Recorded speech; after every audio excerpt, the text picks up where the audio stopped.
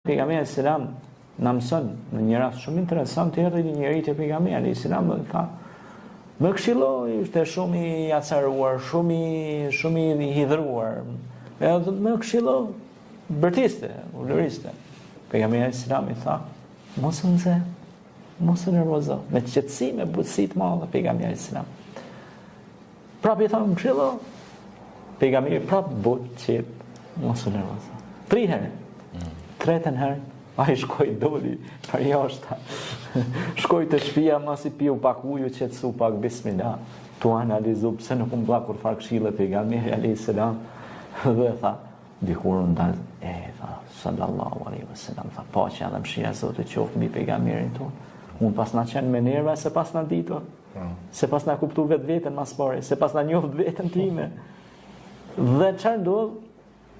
Pra ai e kuptoi se pejgamberi ishte qenë duke këshilluar që mos jetë nervoz, të jetë sabërli, të jetë i durueshëm, mos nxitohet.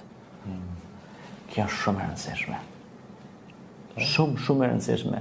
Ne si popull kena nevojë shumë ta ushtrojmë artin e të komunikuarit, qoftë me një njeri të thjesht, qoftë me një njeri që ka një pozitë caktuar, qoftë me një njeri që vjen edhe nga shtresat më të rëndomta, po edhe me një njeri që është i arsimuar, ose akademik, ose thirrje e tij.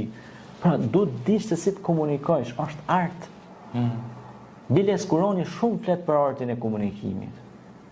Është akademi në vete. Komunikimi i Musait, komunikimi i Musait me Zotin, komunikimi i Musait me magjistart e faraonit, komunikimi i Harunit Musait me faraonin, komunikimi i pejgamberit alayhis salam në hyjtën e lamtomirës me popullin e tij, format e thirrjes, format e diksionit, format e ngritjes dhe uljes dhe vibrimit të zërit. Këto janë forma ose sinjale që ne duhet dim se si të flasim me një. Pastaj ka edhe forma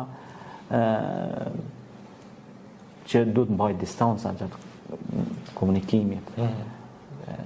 Forma, pastaj ka pas raste pejgamberi selam që s'ka fol fare. Po heshtja ti ka fol. Kjo është shumë e rëndësishme, ato hin krejt edhe tek durimi i njeriu, sepse njeriu mbas të lëvizjeve të tij, gjuhës së trupit, formave të komunikimit jep mesazh.